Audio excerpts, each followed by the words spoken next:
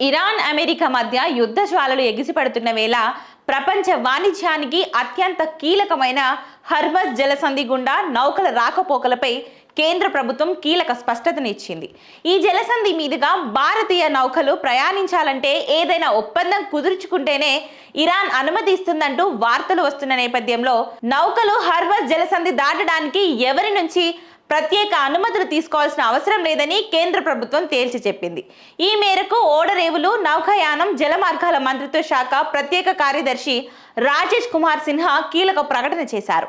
గత కొద్ది రోజులుగా ఇరాన్తో ఏదో ఒక రకమైన అంతర్గత ఒప్పందం కుదుర్చుకుంటూనే భారత నౌకలను ఆ దేశం అనుమతిస్తుందన్న వార్తలు వస్తున్నాయి. ఈ క్రమంలోనే ఎల్పీజీ వంటి అత్యవసర ఇంధన రవాణా కోసం భారత్ ఏమైనా అదనపు నిధులు చెల్లిస్తుందా అని ప్రశ్నలు కూడా వస్తున్నాయి.